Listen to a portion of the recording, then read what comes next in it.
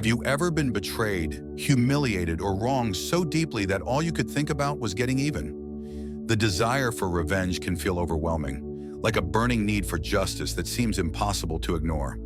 It feels like the only way to restore balance, to make things right. But what if I told you that true revenge isn't about anger, hatred, or retaliation? It's something far more powerful, something they will never expect. Marcus Aurelius once said, "The best revenge is to be unlike him who performed the injury." In other words, the most profound form of revenge is refusing to let their actions control your emotions. The moment you react with anger, you lose control. In fact, they've won. The more you dwell on revenge, the more power you give to those who hurt you. But what if you chose to rise above it? What if you reached a place where their actions no longer affected you? That is when you truly win. Seneca wrote, "No one can harm you without your permission." The pain you feel is real, but your response to it is within your control. You can choose to stay trapped in resentment, letting their wrongs poison your mind, or you can transform that pain into something greater, something that empowers you. In this video, we will dive deep into the Stoic approach to revenge, an approach that not only frees you from suffering, but makes you untouchable. Think about the person who hurt you the most. By the end of this video, they will no longer have any power over your thoughts, emotions, or peace of mind. If you're ready to turn your pain into power, hit that subscribe button, and let's begin this transformative journey together. Chapter 1. Why traditional revenge is a trap. Have you ever felt the overwhelming urge to make someone suffer the way they made you suffer? The sting of betrayal, the weight of injustice. These feelings can cling to your mind, refusing to fade. You replay the moment over and over, crafting the perfect way to make them feel the same pain you felt. It feels like justice, like balance being restored. In that moment, revenge seems like the only answer.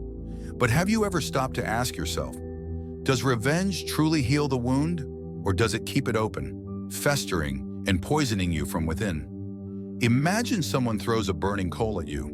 Your first instinct is to catch it and throw it back, to retaliate. But the moment your fingers close around it, the fire sears your skin. You are the first to suffer. This is the nature of revenge. The second you let anger dictate your actions, you have already lost. You are no longer in control.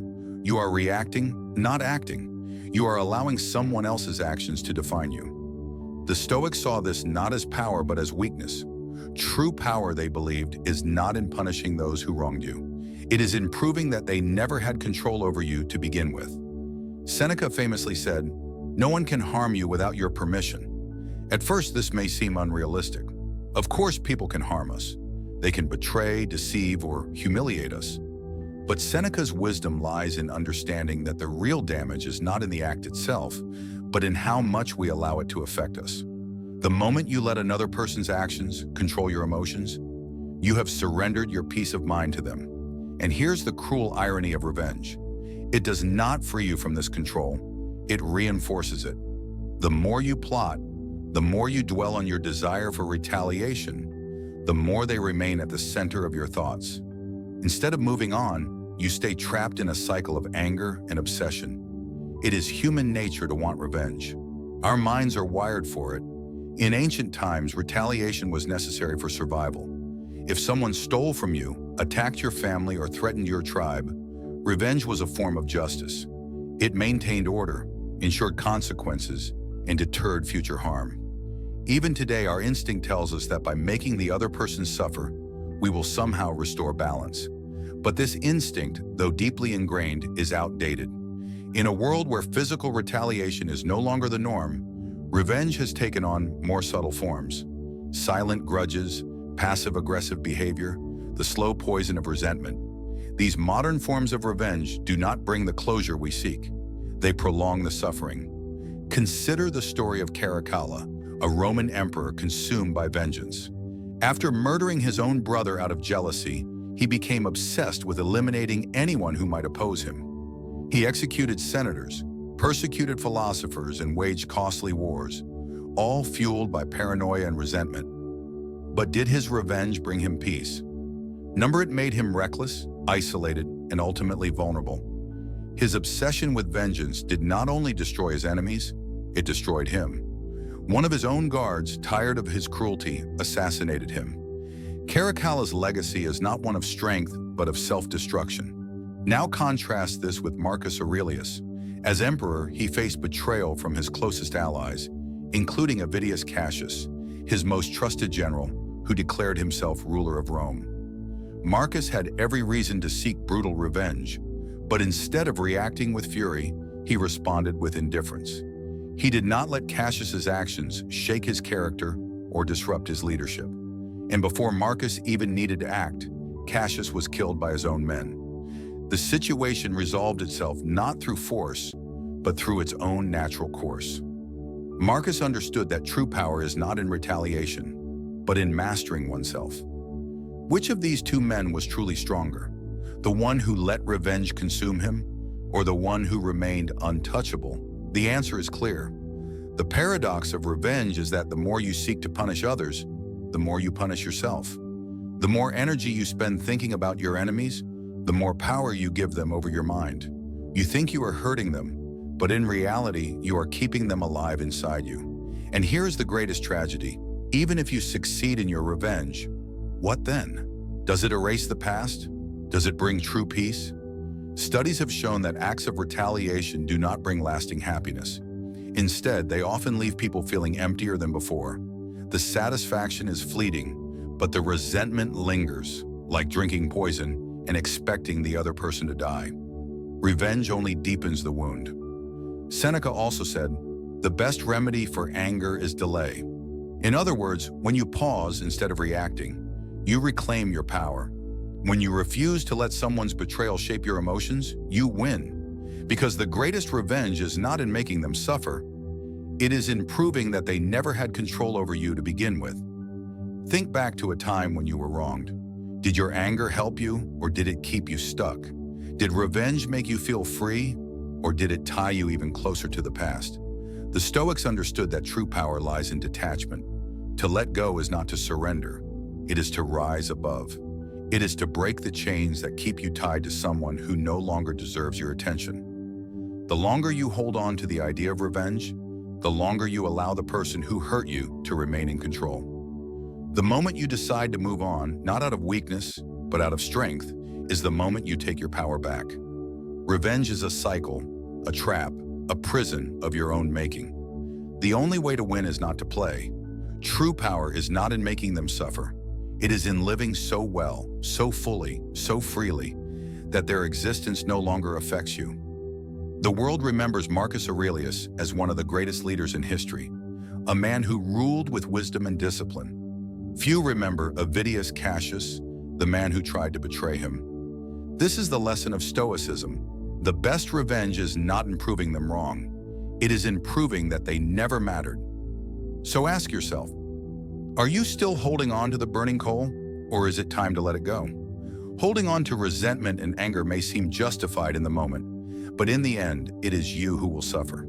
If you want to be free, if you want to reclaim your peace of mind, you must let go of the urge for revenge. Choose to rise above it. You have the power to decide how much weight the past will have on your present. By releasing the grip of anger, you take back control of your own mind. You are no longer defined by the actions of others. Instead, you create your own peace and strength, independent of the pain they cause. This is the true power of Stoicism, the ability to detach, to let go of the desire for revenge, and to live in such a way that no one has the power to take away your peace. By doing so, you free yourself from the cycle of suffering and empower yourself to live a life of strength, wisdom, and freedom. Chapter 2. The Stoic Formula for True Revenge. If revenge, as most people imagine it, is a trap, then what is the alternative? How do you reclaim your power without being consumed by the need to strike back? The answer lies not in destruction, but in transformation. The greatest revenge is not in hurting those who wronged you. It is in making them irrelevant. It is in becoming so strong, so untouchable, that their actions no longer have any impact on your life. Marcus Aurelius, the Stoic philosopher and Roman emperor, said, "You have power over your mind, not outside events." Realize this, and you will find strength. This understanding forms the foundation of true revenge. absolute control over yourself. When someone betrays you, insults you, or tries to bring you down, what they want most is a reaction. They want to see you angry, broken, and desperate to prove a point. The moment you lose control, they win. But when you refuse to engage, when you remain calm in the face of their chaos, you take back your power. Imagine two warriors facing each other. One is fueled by rage, swinging wildly and desperately trying to land a hit. The other remains calm and focused, waiting for the right moment. Who is truly stronger? The one who lets their emotions control them, or the one who controls their emotions? This is how you must approach those who seek to hurt you. If you react with anger, you are playing their game. But if you remain steady, you rise above it. Mastering your emotions is not about suppressing them. It's about training yourself to respond instead of react. The Stoics practiced this through self-discipline. They understood that emotions are like storms, intense but temporary. When anger rises, instead of reacting immediately, pause. Take a breath. Ask yourself, is this worth my peace? More often than not, the answer is no. With time, what once seemed unbearable will shrink into insignificance. The person who wronged you will fade into irrelevance, not because they changed, but because you grew beyond them. But true revenge does not stop at self-control. It is not enough to remain indifferent. You must also rise above. The best way to defeat those who tried to bring you down is to become so great that they can no longer reach you. History remembers those who turned adversity into strength. Consider the example of Nelson Mandela. He was imprisoned for 27 years, subjected to cruelty and injustice. He had every reason to seek revenge against the system that wronged him. But instead of focusing on retribution, he chose a different path. Upon his release, he walked out of prison, not as a man seeking vengeance, but as a leader who would unite a divided nation. Mandela became a global symbol of wisdom and peace, while those who had oppressed him faded into obscurity. His success was his revenge. A similar lesson can be seen in the story of Steve Jobs. After being betrayed and fired from his own company, Jobs could have spent years in bitter plotting against those who wronged him. But instead of wasting time and energy on revenge, he focused on his craft.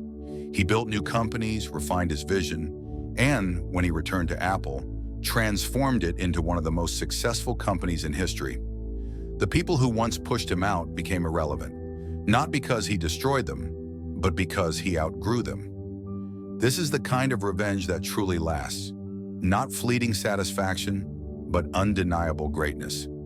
Instead of wasting your energy proving a point, use that energy to build something unstoppable. Instead of looking back, look forward. Let them watch as you succeed beyond anything they ever imagined. The success you achieve will be the most powerful response they ever receive. However, there is one final step, the hardest yet the most powerful. Let go, not for them, but for yourself. The people who cause harm often face the consequences of their own actions. Call it karma, call it natural justice. Those who live with malice often destroy themselves in the end.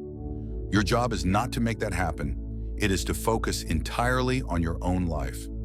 Epictetus, another prominent Stoic philosopher, said, "Don't explain your philosophy, embody it." In other words, don't waste time trying to prove your worth to those who doubted you.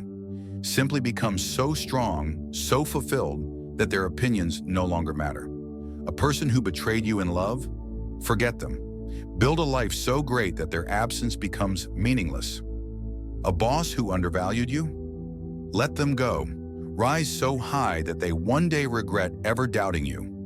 Revenge is not found in words or actions. It is found in a life well lived. It is easy to let resentment take root. It is easy to dwell on what was lost, to replay the past, to wish things had gone differently. But none of that serves you. Holding on to revenge is like holding on to a burning coal, hoping it will hurt someone else. In the end, you are the one who gets burned. The real power move is not in punishing them. It is in making them irrelevant. It is in living with such purpose that they become nothing more than a forgotten lesson. The next time you are wronged, ask yourself, what serves me best? Wasting energy on the past or investing everything into my future? The answer is clear. Let go, rise above, and make your success the only response they ever receive. The true revenge, then, is found in your ability to transcend the situation. When you choose to rise above, to outgrow the harm others have inflicted on you, you shift the narrative. No longer are you defined by their betrayal or mistreatment. Instead, you define yourself by the strength, wisdom, and resilience you've cultivated. You no longer give them the power to dictate your life, your emotions, or your happiness. In this sense, revenge is not something that happens to others. It is something that happens within you. It's not about striking back or proving someone wrong. It's about becoming the person who is so strong, so confident, and so fulfilled that the actions of others no longer matter. It's about proving that they never had the power over you in the first place. By living your life with purpose and intention, by choosing to grow beyond the pain and betrayal, you turn the tables. The people who wronged you become irrelevant, not because you've taken something from them, but because you've become so much greater than the situation ever allowed them to imagine. When you focus on your own growth, success, and fulfillment, you make their actions meaningless. This is the ultimate form of revenge, to build a life so full and so powerful that nothing and no one can ever diminish it. Chapter 3, Practicing Stoicism to Let Go of Resentment. Letting go of revenge is easier said than done. Even when you understand that revenge is a trap, that it keeps you chained to those who wronged you, there is still a part of you that resists. The mind clings to anger because it feels like justice. It tells you that if you let go, you are allowing them to win. But the truth is, holding on to resentment does not punish them. It punishes you. It keeps the wound fresh, the pain alive, and the betrayal present in your daily thoughts. The only way to truly move forward is to take deliberate action in freeing yourself from it. One of the most powerful ways to do this is through a simple shift in perspective. What if the person who hurt you no longer mattered? Imagine waking up one morning and realizing that their actions, their betrayal, their cruelty, none of it has power over you anymore. They become just another figure in your past, a distant memory, a lesson learned. How would that feel? What would your life look like if you were no longer weighed down by the need to get even? Would you be lighter, freer, more at peace? This is not just a thought experiment. It's a path to liberation. Seneca once said, "We suffer more in imagination than in reality." Most of our pain does not come from what happened, but from how much we relive it in our minds. Every time we replay the betrayal, every time we remind ourselves of the injustice, we are reopening the wound. But what if we stopped? What if we treated those thoughts the way we treat passing clouds, acknowledging them but letting them drift away? A practical way to release resentment is through a technique called write but never send. Take a piece of paper and write everything you want to say to the person who hurt you. Every ounce of anger, every frustration, every unspoken thought. Let it all out. Be as raw and unfiltered as you need to be. Then, when you are done, destroy the letter. Burn it, shred it, throw it away. This act is symbolic. It is a way of emptying the poison from your system without feeding the cycle of revenge. You are not seeking closure from them. You are creating closure for yourself. The power lies in the act of letting go, not in forcing the other person to face what they've done. Another powerful practice is Stoic visualization. Picture your life 5 years from now. Imagine yourself thriving, successful, deeply happy. Now ask yourself, will this grudge still matter? Will the actions of this person still have any hold over you? Chances are, the answer is no. The things that seem unbearable now often become insignificant over time. By practicing this mental shift today, you accelerate the process of detachment. You begin to reclaim your mind from the past and redirect it toward a future of growth. This is not just theory, it is a path that has changed lives. Take, for example, the story of a woman named Sarah. She was engaged to be married, deeply in love, when she discovered that her fiancé had been unfaithful. The betrayal shattered her. For months, she was consumed by thoughts of revenge, exposing him, ruining his reputation, making him feel the pain he had caused her. But then she stumbled upon Stoicism. Instead of seeking retaliation, she chose a different approach. She redirected her energy into herself. She focused on her career, her health, and her passions. She built a life so fulfilling that the man who once dominated her thoughts became irrelevant. Years later, when he reached out to apologize, she felt nothing. No anger, no desire for revenge, just indifference. And that was the greatest victory of all. But what if you feel like you simply cannot let go? What if the pain is still fresh, the injustice still burns, and the idea of moving on feels impossible? This is where meditative detachment becomes essential. The Stoics practiced a form of mental distancing, reminding themselves that everything in life is temporary, including pain. If you feel overwhelmed by anger, close your eyes and take a deep breath. Ask yourself, will this still matter a year from now? 5 years from now? 10? Most of the time, the answer is no. When you see the transience of your emotions, you realize that they do not own you. You begin to step outside of them rather than being controlled by them. Another method is reframing the story. Instead of seeing yourself as a victim of betrayal, reframe the situation as a lesson. Ask yourself, what did this experience teach me? Maybe it taught you to set better boundaries, to be more discerning in who you trust, or to rely more on yourself. When you reframe the experience as something that made you stronger, it no longer has the same hold over you. You transform the pain into wisdom. A perfect example of this is the story of a man named Daniel. He spent years building a business with his best friend, only to be betrayed. His friends secretly took control of their company, leaving Daniel with nothing. The pain of that betrayal was deep, but Daniel chose not to seek revenge. Instead, he reframed the experience. He used the hurt to fuel his growth. Daniel started over, learning from the past and using it to make better decisions in the future. The wisdom he gained from his experience shaped the way he approached both business and relationships. The story of Daniel teaches an essential Stoic principle. The events in life are not inherently good or bad. What matters is how we respond to them. Through reframing, Daniel was able to transform a devastating betrayal into a lesson that empowered him. This shift in perspective allowed him to let go of the resentment and move forward with strength. Finally, understand that letting go of resentment doesn't mean excusing or forgetting the wrongs done to you. It's not about condoning bad behavior or pretending it didn't happen. It's about freeing yourself from the chains of anger and bitterness. Holding on to resentment is like holding on to a weight that drags you down. It keeps you tethered to the past, preventing you from moving forward. But when you let go, you free yourself to grow, to learn, and to live fully in the present. In the end, letting go of revenge is not just about what you're releasing, but about what you're making room for. When you stop feeding the desire for vengeance, you make space for peace, for clarity, for a future that is not defined by the pain of the past. The true path to freedom lies in choosing to let go and transform your pain into power. At first, Daniel was consumed with rage. His mind was clouded with the thought of revenge. He wanted to destroy his former friend's reputation, to expose the betrayal he had suffered.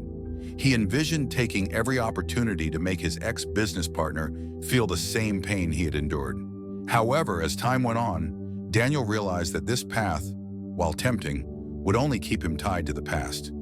Instead of wasting years plotting retaliation, he chose a different path, one that would ultimately lead to his freedom. Daniel took the lessons he had learned from his painful experience and used them as a foundation for a new beginning. Instead of letting resentment fester, he focused on his own growth. He started over, building an even more successful business than before. Slowly but surely, his new venture flourished, expanding far beyond anything he had ever accomplished with his former partner. Meanwhile, his ex-partner's business, which had once seemed untouchable, began to crumble due to poor decisions. Without having to lift a finger, Daniel had won, not by seeking revenge, but by excelling beyond the person who had betrayed him. His ex-partner, once a major figure in his life, had become irrelevant, as Daniel's success overshadowed any power his former friend had held over him. Daniel's story illustrates the power of focusing on growth rather than bitterness. But there is a deeper lesson here. The simplest yet most profound practice for overcoming resentment is to live well. By investing in yourself completely, you can build a life so full of purpose, so deeply fulfilling, that those who wronged you fade into the background of your story. When you live with such intention and strength, the people who caused you harm become nothing more than distant memories, irrelevant, insignificant, and powerless to affect you. This is the most powerful revenge of all, not bitterness, not hatred, but absolute indifference. When you reach this state of emotional independence, you will understand the true essence of Stoicism. The Stoics believe that nothing outside of you has the power to harm you unless you allow it. True power, they understood, is found not in controlling others, but in controlling yourself. When you free yourself from the chains of resentment, you reclaim your peace. You stop wasting energy on the past and instead invest everything into your future. You rise above, not because the person who wronged you deserves forgiveness, but because you deserve freedom. This is a choice you must make for yourself, an act of liberation. Imagine for a moment that the person who hurt you no longer matters. What would your life look like? How would you feel if their actions no longer had any power over you? Would you be lighter, freer, more at peace? The answer is within you, and it is up to you to take the steps to make it a reality. Letting go of resentment and moving forward is not about excusing the wrongs done to you or pretending they didn't happen. It is about taking your power back. When you refuse to allow the actions of others to dictate your emotional state, you take away their control over you. Instead of reacting with anger, you choose to live with purpose, to channel your energy into something that serves your future. And in doing so, you make the people who hurt you irrelevant. This leads to the final Stoic lesson on revenge. Revenge is not about making someone suffer. It's about making yourself untouchable. The moment you stop chasing retaliation, you set yourself free. True power is not found in anger or in proving others wrong. It is found in reaching a place where their actions no longer affect you. When you are truly free, when you have risen above, their words, their insults, their betrayals no longer hold weight in your life. They may have once sought to control you by making you react, by invoking your emotions. But the moment you choose indifference, you deny them that power. This is the true essence of Stoicism. You shift your focus from the past to your future, from them to yourself. The Stoics understood that the key to a peaceful life was not to battle external circumstances, but to remain unaffected by them. The greatest revenge in their eyes was not in fighting battles, but in walking away so completely that the people who once tried to control you no longer had any power over your life. Marcus Aurelius, one of the most famous Stoic philosophers and emperors, once said, "The best revenge is to be unlike him who performed the injury." This is a powerful reminder that revenge doesn't have to involve striking back at those who wronged us. Instead, it means refusing to become bitter, refusing to waste your energy on people who do not deserve it. It's about turning pain into wisdom, betrayal into growth, and anger into clarity. When you do this, you take back everything they tried to steal from you: your peace, your confidence, and your direction. Consider the people who have wronged you, the ones who lied, betrayed, or hurt you in some way. Imagine if, instead of holding on to the pain, you used it as fuel. What if every moment of anger and resentment became an opportunity for personal growth? What if you transformed every ounce of bitterness into something productive, into a passion that fuels your success? As you grow and thrive, the people who once had such an impact on your life will fade into the background, becoming nothing more than a forgotten name in your past. This is not fantasy. This is the power of living by Stoic principles. It is not about erasing the past or forgetting the hurt, but about no longer letting it define you. Letting go is not easy, and your mind will try to pull you back to relive those moments, to justify your anger, to hold on to the resentment. But this is a daily practice, a conscious decision to choose growth over resentment. It's about discipline and commitment to the idea that your future is more important than your past. The true Stoic does not ask, "How can I make them pay?" Instead, they ask, "How can I ensure they no longer matter?" The question is no longer about them, it's about you. Will you allow the past to keep you shackled, or will you reclaim your power and move forward? The choice is yours. Let go, rise above, and let your success be the only response they ever receive. If this message resonates with you, take a moment to reflect. How will you change the way you face pain and betrayal? Share your thoughts and begin your journey towards strength and resilience. Your path to unshakable peace starts now. And if you're ready to master your emotions and take full control of your life, make sure to subscribe. In the next video, we'll uncover another Stoic lesson that will help you take control. Until then, Live well, rise above, and never let anyone dictate your peace.